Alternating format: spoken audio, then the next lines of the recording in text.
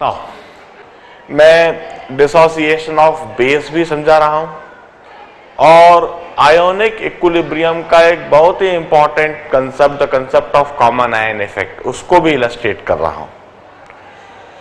पहले प्रॉब्लम की कंडीशन को देखो। We have got to base, weak base BOH, weak base BOH, its Kb1 is, let us say, 2 into 10 to the power minus 5,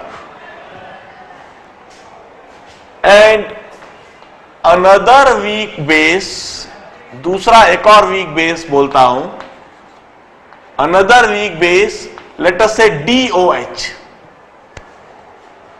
and its dissociation constant Kb2 is 8 into 10 to the power minus 5. This is the given data. We have got two base, एक BOH और एक DOH. B कुछ भी हो सकता है, D कुछ भी हो सकता है. They may be organic base और they may be inorganic base. किसी भी तरह के दो बेस हैं और दोनों वीक हैं. ये वीक बेस है, ये हमें इस बात से भी समझ में आ रहा है Kb वैल्यू देखकर. जो Kb वैल्यू मुझे 10 to the power minus 5 के रेंज में दिख रही है, दोनों की ही Kb value 10 to the power minus 5 के रेंज में दिख रही है.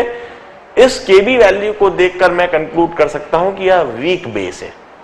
मैंने बताया है बेस को हम वीक तब कहते हैं जब उसकी Kb value 10 to the power minus 4 से 10 to the power minus 8 के रेंज में हो, तो weak base. 10 to the power minus 8 से कम होने लगे तो वेरी वीक बेस. वो 10 to the power minus 4 से ज्यादा होने लगे तो स्ट्रॉन्ग बेस. इस सिचुएशन में Kb वैल्यू से भी हमें दिख रहा है कि यह वीक बेस है और मेंशन भी कर दिया गया weak base BOH and DOH. Now the problem is, once again problem के 3 पार्ट दूंगा और तीनों पार्ट को सॉल्व करने के बाद हम कुछ कंक्लूड करेंगे.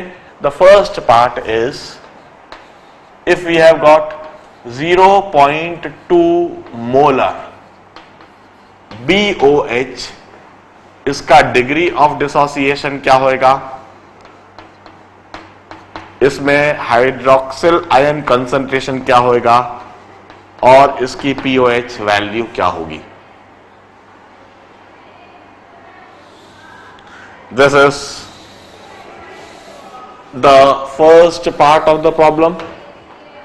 The second part of the problem is, if we have got 0.2 molar DOH,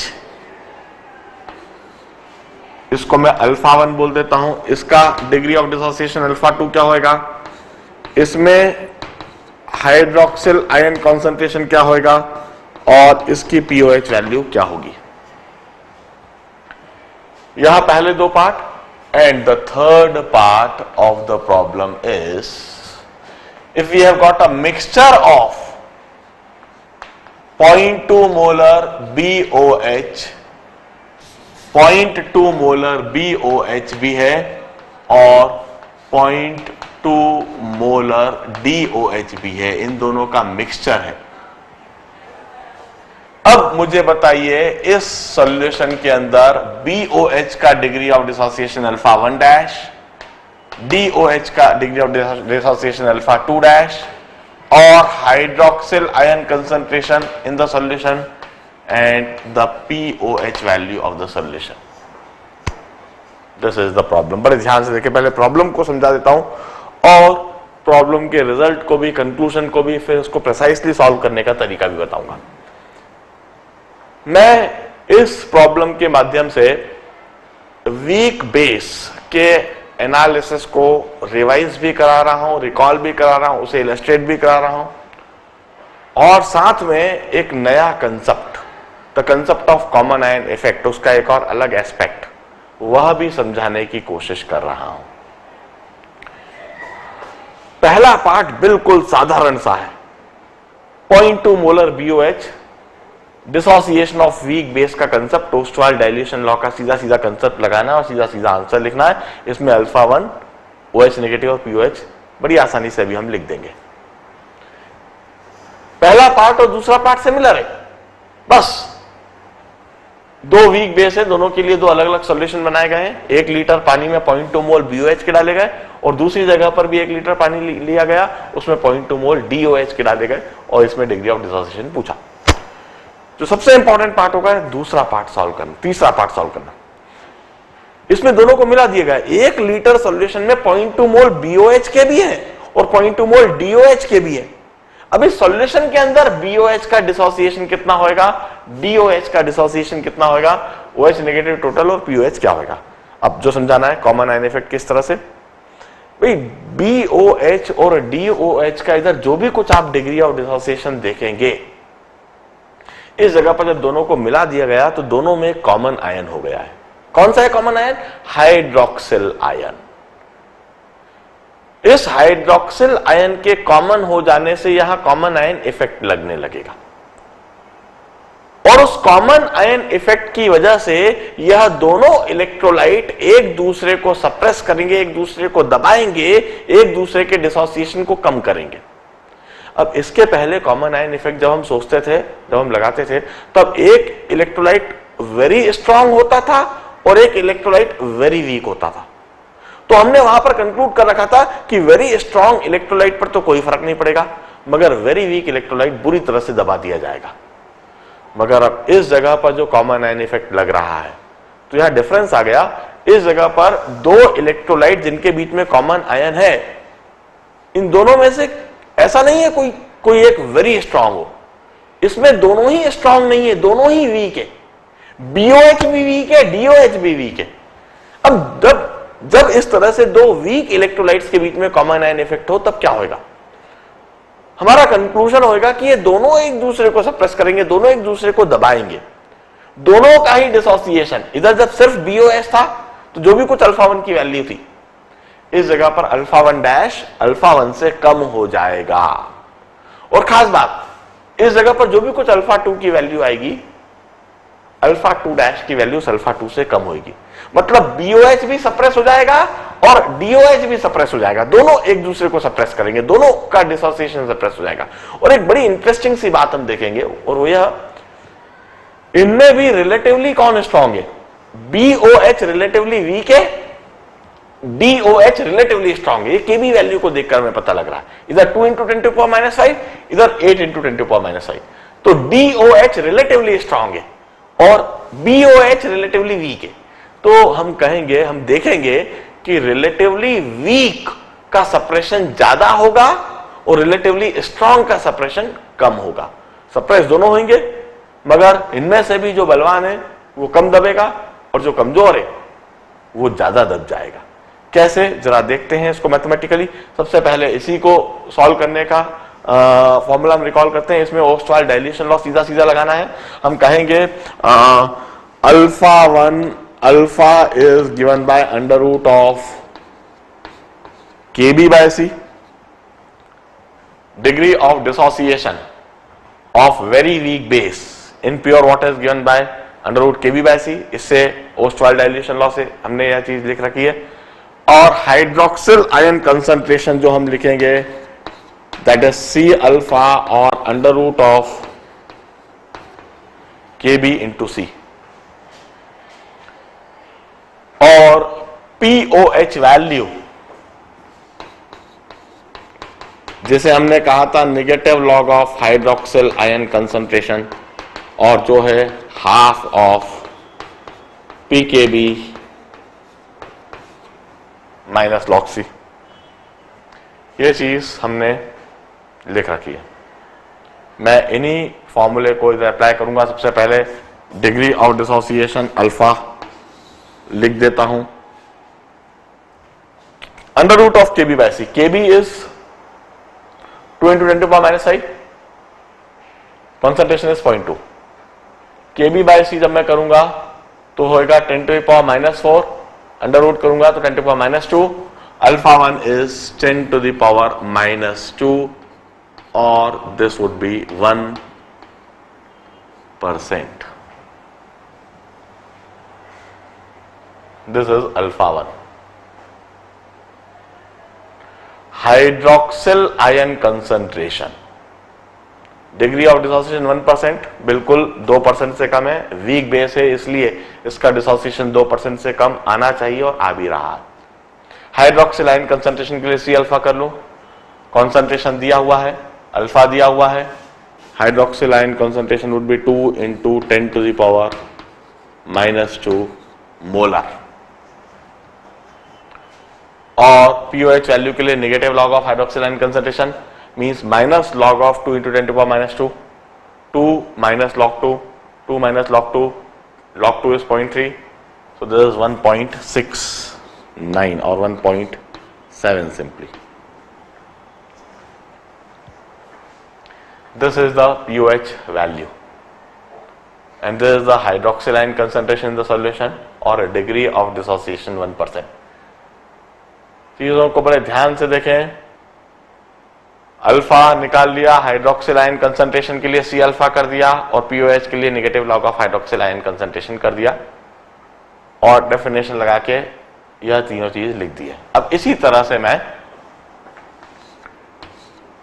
another base DOH के लिए इसी काम को करता हूं।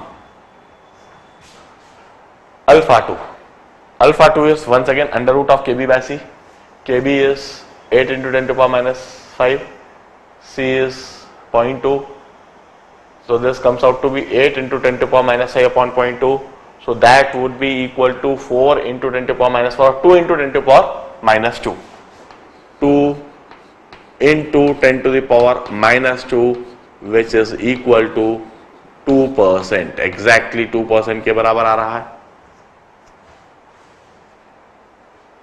इसका डिसोसिएशन 2% होएगा, ठीक है, बड़ी अच्छा रिजल्ट है।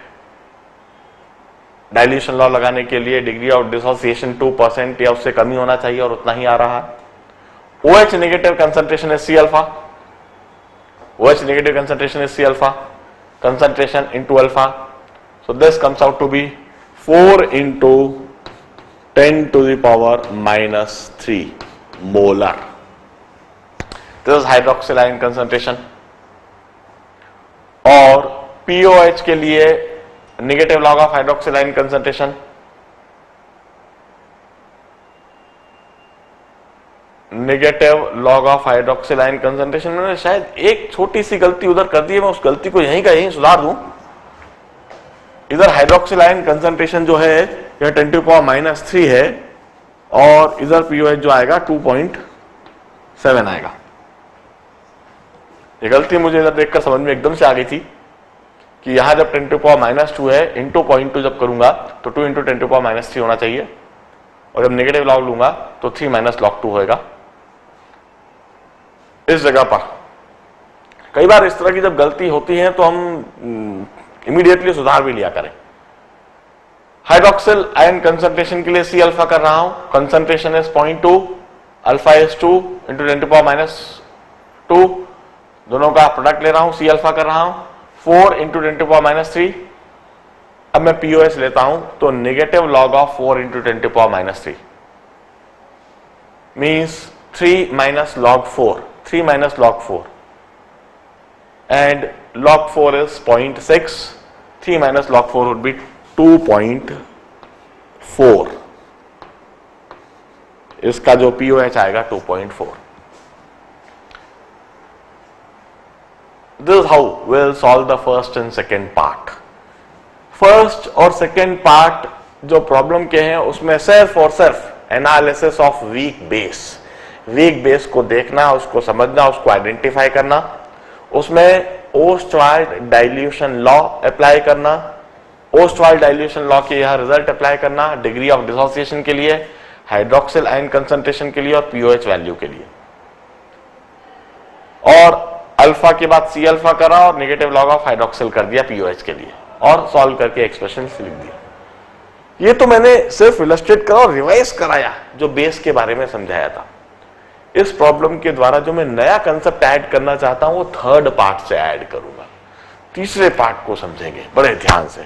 तीसरे पार्ट में इधर 1 लीटर पानी में 0.2 मोल बीओएच थे, इधर भी 1 लीटर पानी में 0.2 मोल डीओएच थे, मगर इधर 1 लीटर पानी में 0.2 मोल बीओएच भी है और 0.2 मोल डीओएच भी है।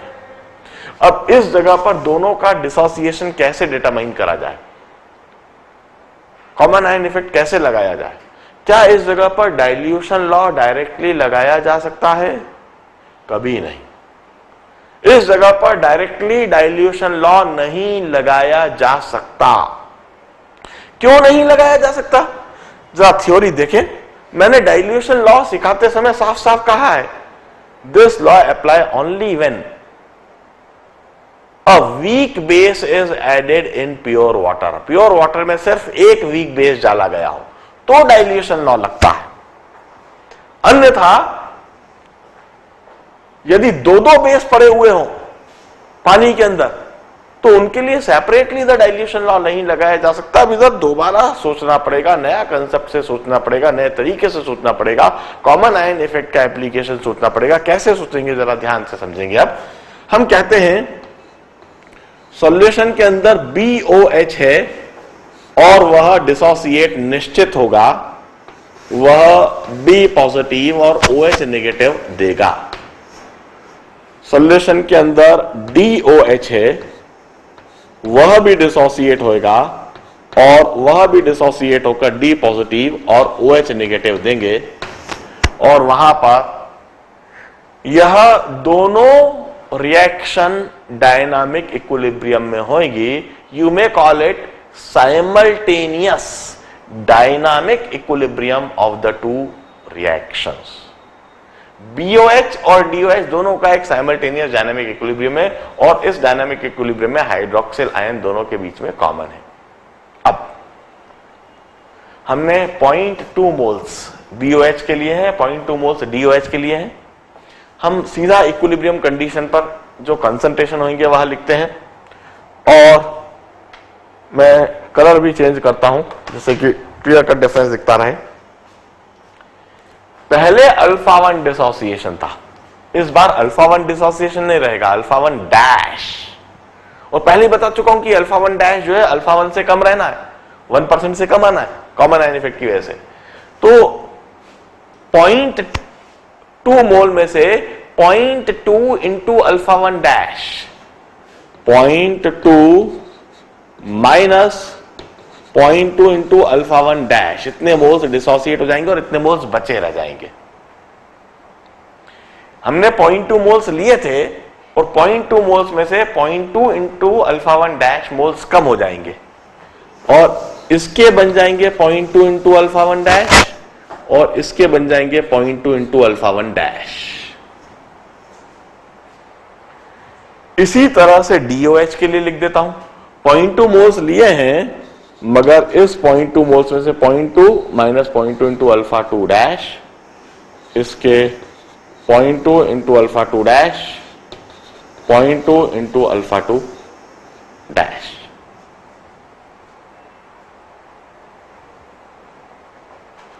इस तरीके से वहां पर यह लिखा जा सकता है। इस तरह की चीज मैंने डिसोसिएशन ऑफ एसिड में भी लिखी है। पर अब इधर अब जो नया कंसेप्ट, जो नई बात आएगी कि हाइड्रोक्सिल आयन कंसंट्रेशन जो सॉल्यूशन के अंदर दिखेगा वो इन दोनों का सम दिखेगा। अब हम कहेंगे कि वहां पर ओवरऑल जो हाइड्रोक्सिल आयन कंसंट्रेशन है that is 0.2 into alpha 1 dash plus alpha 2 dash.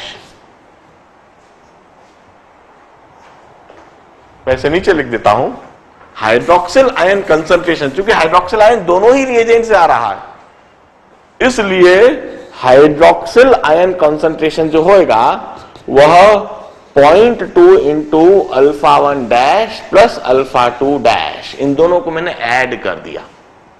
This is the total hydroxyl ion concentration that would be seen in the solution. Solution के अंदर इतना हाइड्रोक्सिल आयन कंसंट्रेशन दिखेगा। बी पॉजिटिव कंसंट्रेशन हमें साफ साफ दिख रहा है, B positive concentration is 0.2 alpha 1 dash और डी पॉजिटिव जो हमें दिख रहा है that is 0.2 into alpha 2 dash. अब खास बात एक और चीज समझे, BOH का कितना कंसंट्रेशन वहां पर दिखेगा। वाकई में to be very precise 0.2 moles में से 0.2 अल्फा 1 डैश डिसोसिएट हो रहे हैं, मगर मैं इधर एक एजम्पशन, एक अप्रोक्सीमेशन लगाता हूं। मैं कहता हूं प्योर कंडीशन में ही BOH मात्र 1% डिसोसिएट होता है। प्योर कंडीशन में BOH सिर्फ 1% डिसोसिएट होता है। अब तो इसका डिसोसिएशन और भी कम होना है, मतलब BOH का यह जो डिसोसिएटेड अमाउंट है, this is going to be negligible. हम इधर कह सकेंगे कि जो BOH है दैट इज ऑलमोस्ट अनडिसोसिएटेड, और इस BOH को नियरली 0.2 एज्यूम करा जा सकता है। Subtracting a very small quantity from a large quantity doesn't make any difference. 0.2 में से जब हम 0.2 अल्फा 1 डैश सब्सट्रैक्ट करने की कोशिश करेंगे तो 0.2 अल्फा 1 डैश नेग्लिजिबल होगा।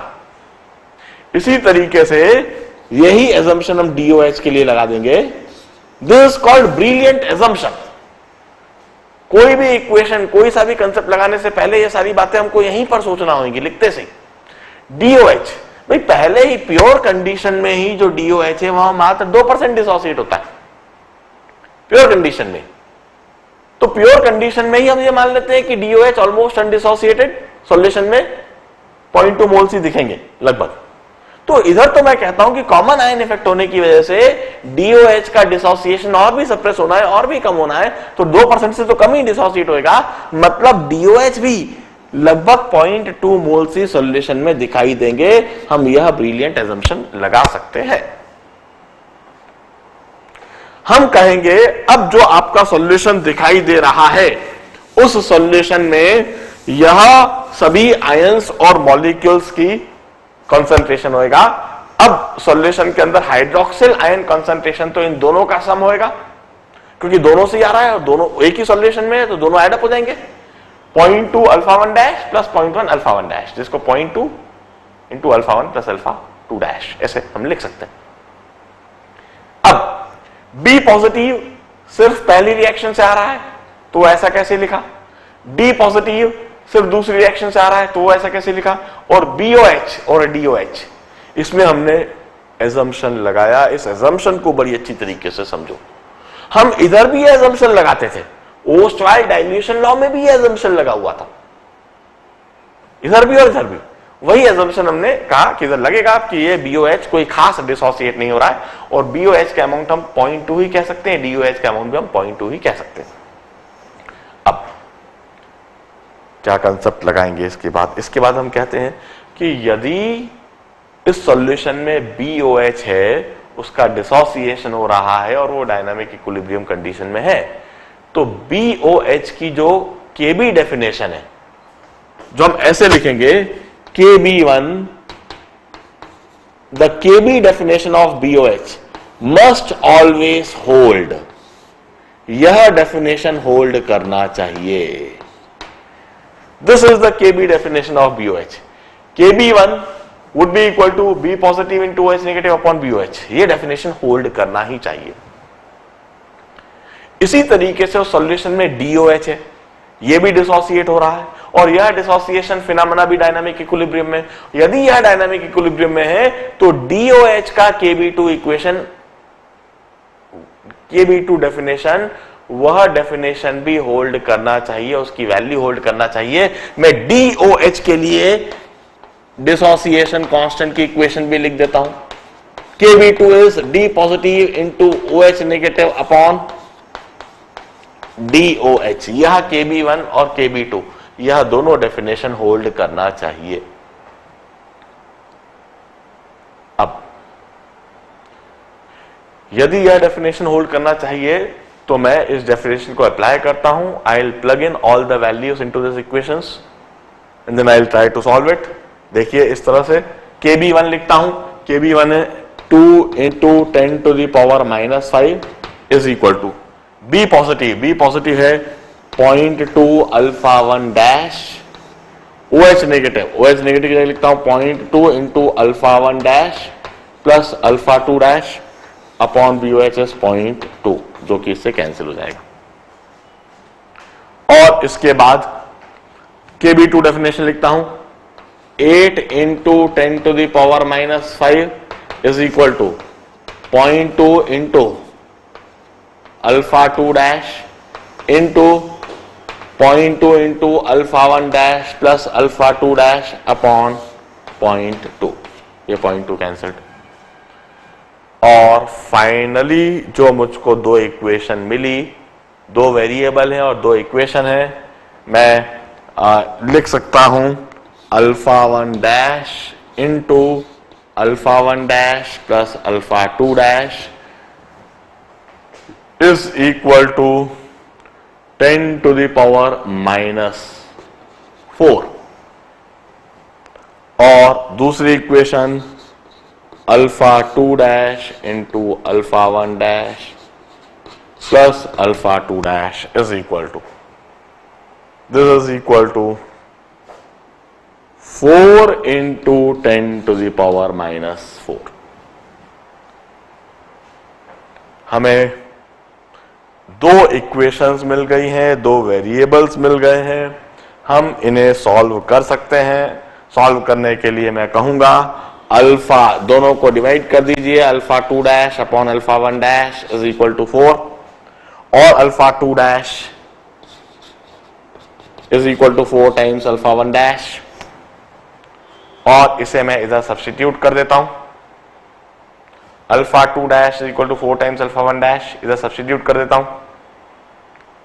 तो अब जो मुझे दिखने लगेगा that is alpha 1 dash plus 5 alpha 1 dash, alpha 1 dash into 5 alpha 1 dash, 5 alpha 1 dash square is equal to 10 to the power -4। और alpha 1 dash square is equal to 10 to the power -6, 5, 20, 20 into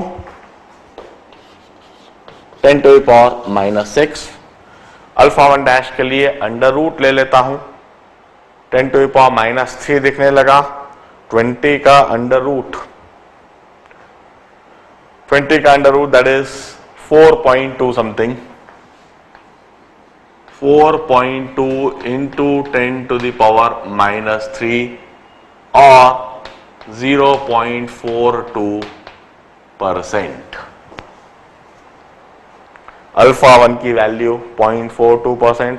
अब alpha 2 जो आएगा that is 1.7% और 4 times alpha 1 dash that is 1.7 into 10 to the power -2 और 1.7%।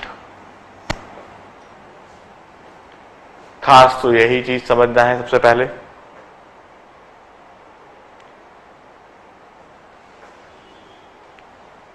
Under root 20, under root 20 बिल्कुल हम verify कर लें, अंडर रूट 20.42 ही होता है,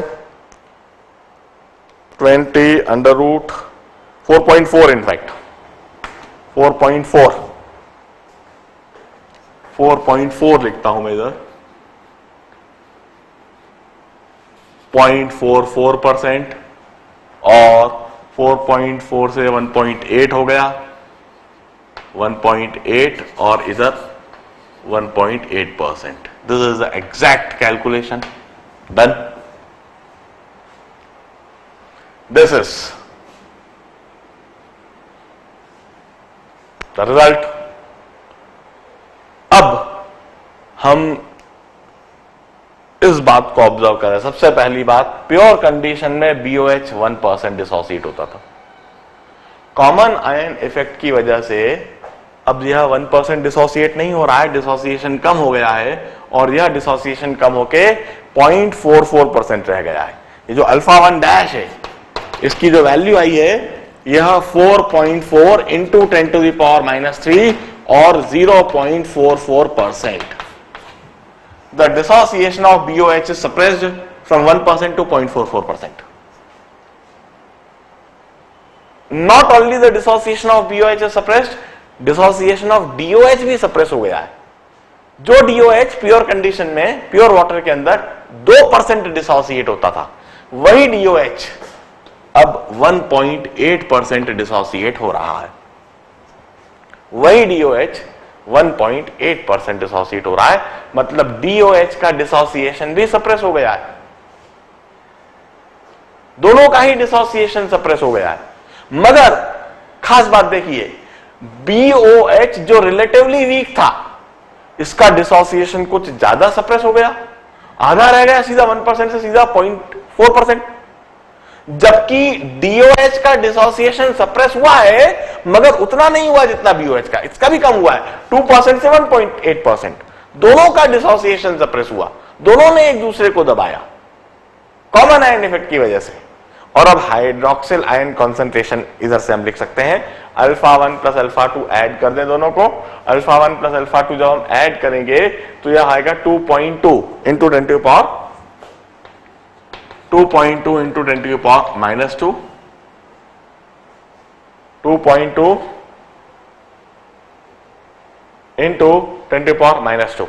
This would be hydroxyl ion concentration. और सॉरी 0.2 भी मल्टीप्लाई करना होगा इधर हमको, 0.2 भी मल्टीप्लाई करना होगा, मैंने छोटी सी इसलिए गलती कर दी। 0.2 से जब मल्टीप्लाई करेंगे तो 4.4 इंटू 10 टू द पावर -3 यह POH वैल्यू दिखेगी, 4.4 इंटू 10 टू पावर -3। और जब इसका नेगेटिव लॉग लिया जाएगा तो यह नेगेटिव लॉग जो आएगा यह 2.4 से हल्का सा कहीं कम 2.3 के आसपास किसी रेंज में दिखेगा। ये this would be the pH value. बड़े ध्यान से इस प्रॉब्लम को देखें। अब खास बात, मैं यहां नहीं कहता कि इस तरह के प्रॉब्लम को 11th स्टैंडर्ड में पूछे जाते हैं। 11th क्लास के स्कूल एग्जामिनेशन में इस तरह के प्रॉब्लम्स नहीं पूछे जाते हैं, but such a type of concept and fundamentals they definitely appear in IIT JEE, in Olympiads। इस तरह के कंसेप्ट और फंडामेंटल्स बनाना, आयोनिक इक्विलिब्रिया को इस लेवल पर सीखना और समझना और जो विजुअलाइजेशन होना, ये बहुत जरूरी है। यदि इस लेवल पर हम आयोनिक इक्विलिब्रिया कर रहे हैं तो कहीं पर किसी भी तरह का सवाल पूछा जाए हम जरूर जवाब दे सकेंगे। बड़े ध्यान से इस पूरे प्रॉब्लम को देखिए, समझिए। Now we'll move on to the next concept, next fundamental, the next illustrative problem. देखिए,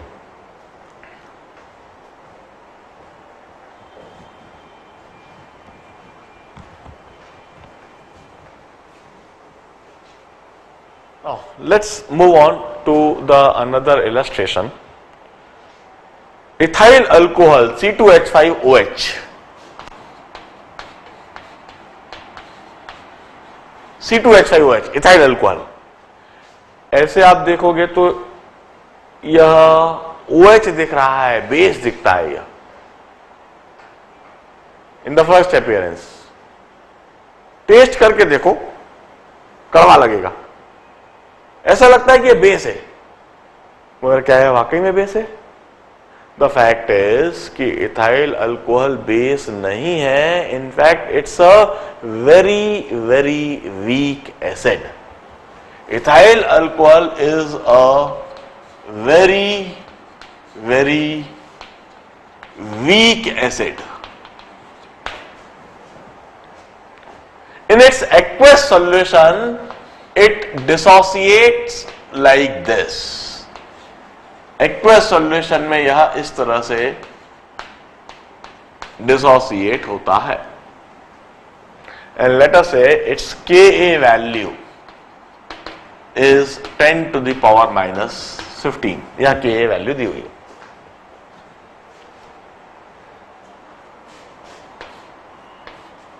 if we have 0.1 molar ethyl alcohol, यदि हमारे पास 0.1 मोलर इथाइल अल्कोहल सॉल्यूशन है, मतलब 1 लीटर सॉल्यूशन में 0.1 मोल इथाइल अल्कोहल के हैं, तो बताइए इस सॉल्यूशन में इसका डिग्री ऑफ डिसोसिएशन क्या होएगा, H पॉजिटिव आयन कॉन्सेंट्रेशन क्या होएगा और pH वैल्यू क्या होगी।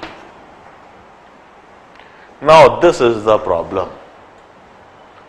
Ethyl alcohol is a very very weak acid, 0.1 molar ethyl alcohol, Ka value दी हुई है, इसमें इथाइल अल्कोहल का degree of dissociation, H positive ion concentration और pH value of this solution.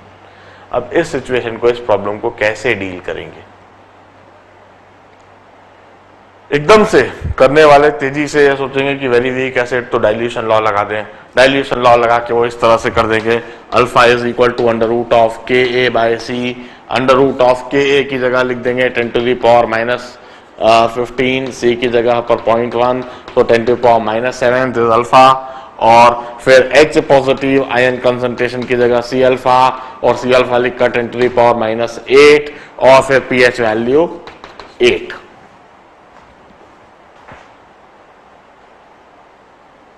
क्या यह सही ऑपरेशन है? क्या इस तरह से अल्फा लिख दिया जाना अंडर रूट ऑफ के बाय सी, और फिर यह लिख दिया जाना ओस्टवाइल डाइल्यूशन लॉ सीधा सीधा लगा देना, H positive ion concentration C alpha लिख देना, और फिर pH वैल्यू, क्या यह सही है? यह pH वैल्यू 8 आ गई, इसका मतलब तो ये बेसिक सॉल्यूशन आ रहा है। क्या यह सही है?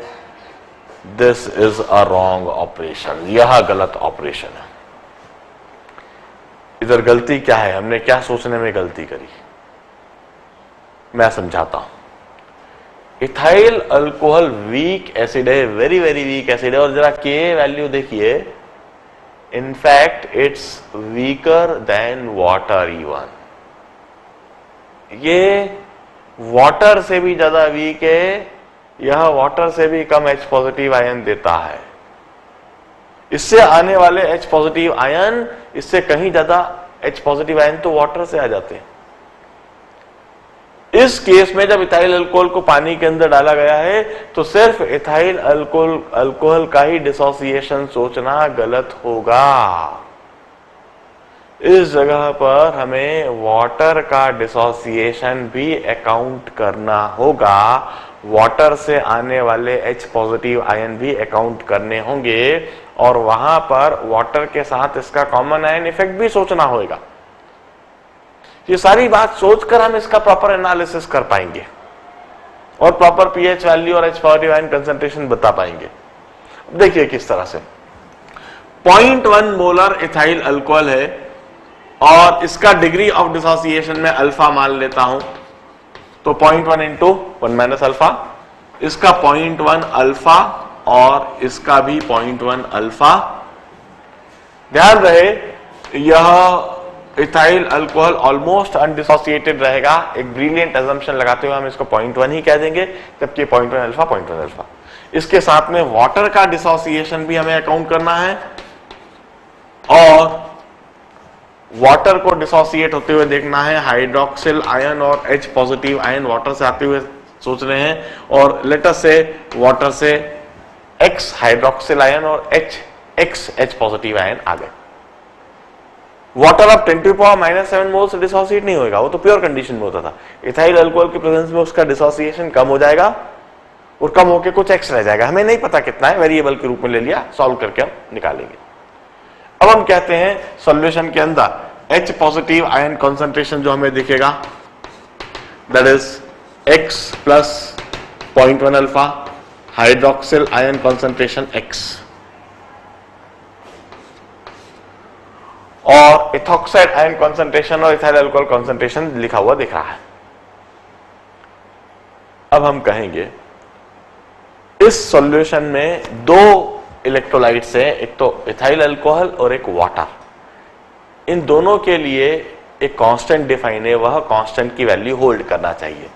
वाटर के लिए Kw definition which is H positive into OH negative, और इथाइल अल्कोहल के लिए Ka definition which is C2H5O negative into H positive upon C2H5OH। Kw के लिए मैं लिखता हूं 10 to the power -14 is equal to H positive के लिए X प्लस 0.1 अल्फा और OH नेगेटिव के लिए X, और इथाइल अल्कोहल की K डेफिनेशन लगा दूं 10 to the power -15 is equal to ethoxide ion concentration is 0.1 alpha, H positive concentration, total H positive ion concentration लिखना होगा हमें जो सॉल्यूशन के अंदर दिख रहा है, which is X plus 0.1 into alpha whole upon ethoxide ion concentration is 0.1. इस तरीके से हमें दो इक्वेशन दिखने लगती हैं, x into x plus 0.1 alpha which is 10 to the power -14, और दूसरी इक्वेशन दिख रही है मुझको alpha into x plus 0.1 alpha which is 10 to the power -15. Observe that two equation and two variables. Alpha variable है और x variable है. x upon alpha is 10 और x is equal to 10 alpha. इसे मैं इधर सब्स्टिट्यूट कर देता हूं और अल्फा के लिए सॉल्व कर देता हूं. Alpha into 10.1 alpha is equal to 10 to the power -15. X upon alpha is 10 alpha.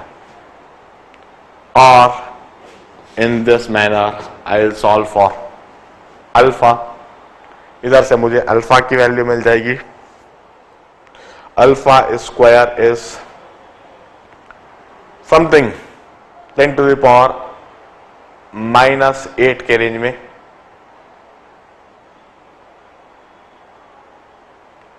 और फिर हम H पॉजिटिव आयन कॉन्सेंट्रेशन निकाल सकेंगे. H पॉजिटिव आयन कॉन्सेंट्रेशन निकालने के लिए जो वैल्यू इधर से हम लिखेंगे, H positive ion concentration is X plus 0.1 alpha. This would give me H positive ion concentration. And finally the pH value, and this pH value would come out to be slightly less than 7. यह जो pH value आएगी 7 से हल्की सी कम, सम 6.97 के range में. This is the appropriate and the correct method. बड़े ध्यान से देखिए, you need to solve this. Alpha square is equal to 10. मैं बाइनोमियल अप्रोक्सीमेशन लगाकर भी इसे कर सकता हूं, वो ज्यादा अच्छा रहेगा. Alpha square is equal to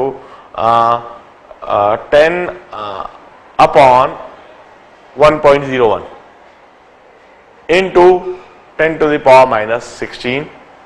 some 10 to the power -8 से हल्का सा कम आएगा. 10 to the power -8 से हल्का सा कम. और इधर से H positive ion concentration X plus 0.1 alpha. पहले X निकाल देंगे, अल्फा इधर से निकाला, अल्फा को इधर सब्स्टिट्यूट करा, X निकाल दिया और फिर X प्लस 0.1 अल्फा कर दिया और फिर नेगेटिव लॉग ले लिया. And you will get the pH slightly less than 7. बड़े ध्यान से सिचुएशन को देखें. इथाइल अल्कोहल जिसको वेरी वीक एसिड कहा, खास से गलत ऑपरेशन. इस गलत ऑपरेशन से आप pH 8 कह दोगे और एकदम से आपको समझ में आ जाना चाहिए जब इसको वेरी वीक एसिड कहा है, पानी के अंदर वेरी वीक एसिड डाला है, तो pH 7 से एक्सीड नहीं करेगा, 7 से कम रहना चाहिए. जो 8 आया वो गलत आया. और ये वेरी वेरी वीक एसिड है, वाटर से भी वीक है, इसलिए इसका pH कहीं 7 के आसपास ही रहना है और 7 से हल्का सा कम रहना है. सॉल्व कीजिए. Now let's move on to the next problem.